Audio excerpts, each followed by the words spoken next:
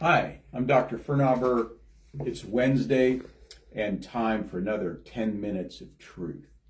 So today, here at Lincoln Disc and Nutrition, I'm going to talk about a book that I just recently received as a gift.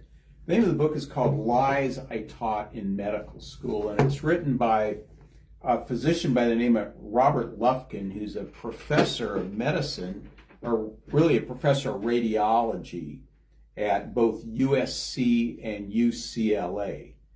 And it's a very interesting book. It came out in June, and basically what happened with him is, he grew up with a mother who was a dietitian, and he followed all the traditional medical advice that he's ever been taught.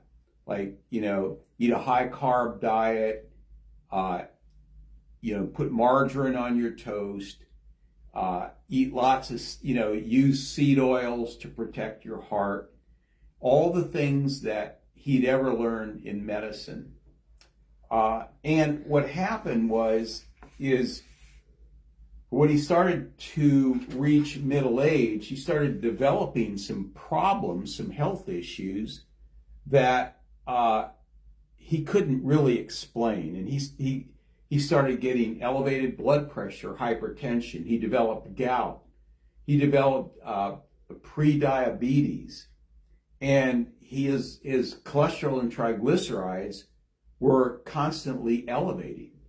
And he knew that his lifespan was going to be shortened if he didn't do something about this. Well, he went to his own physicians, and his physician said, well, you need to take these drugs and you'll be on them for the rest of your life. Well, it's interesting because as a medical doctor, he didn't want to do that. He couldn't figure out, what is the cause? Why can't you find the cause of what's causing this? Why these problems are happening? So he started doing a lot of investigating and found out that most of the things that he was teaching and that he'd been taught about disease and how the body worked were simply not true, simply been proven wrong.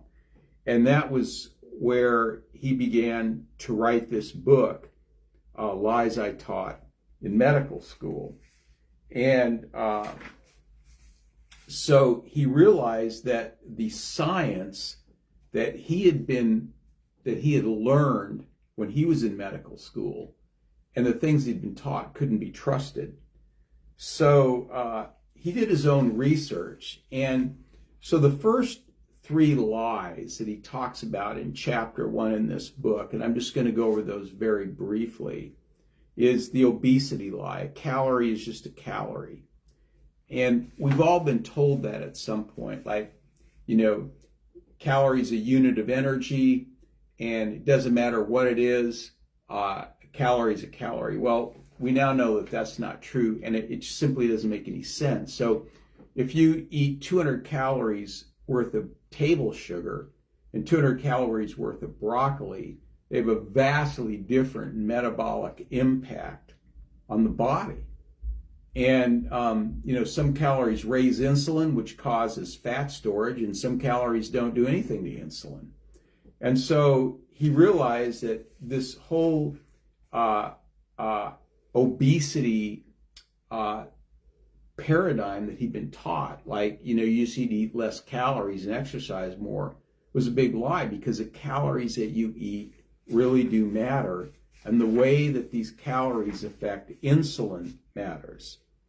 The second lie that he talked about in this first chapter is the diabetes lie. Type 2 diabetes is best treated with insulin, which is totally not true, because what does insulin do? It makes your body store more fat and gives you insulin resistance. So he would, his recommendation and his premise in this is that the best way to treat type 2 diabetes is with changing your diet and exercising regularly and doing some intermittent fasting and eating foods that don't affect insulin or that help lower insulin.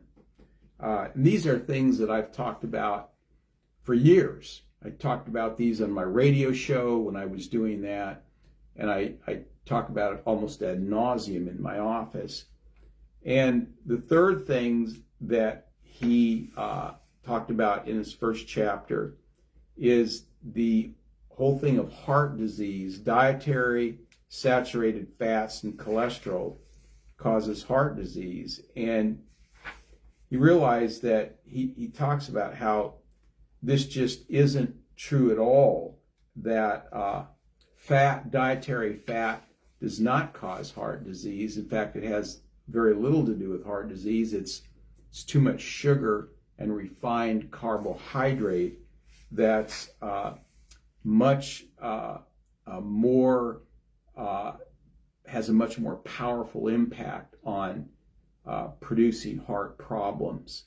And that all goes back to what raises insulin, what causes insulin to go up in the body.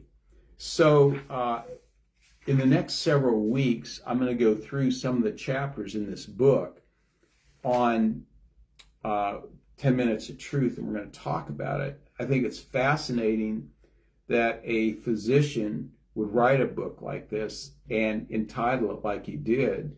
And so he has 10 different chapters in this book. And so we're going to go through it and talk about the different lies that he taught in school, that he taught his students, and that he was taught.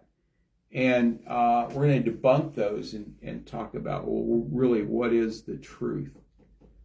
So that's really what I want to talk about today. I don't know that your local library may have this book. I don't know if it does. I think it's very interesting to read it. The first chapter I thought was pretty basic. Things that I've known about for a long time, but I think it's interesting that now we have a medical school professor who's telling the whole world, hey, this is the way it is and this is the way it's supposed to be. So I hope that you eat foods that don't elevate your insulin too much, and that would be primarily high-fat foods, natural fat foods, and fat and protein.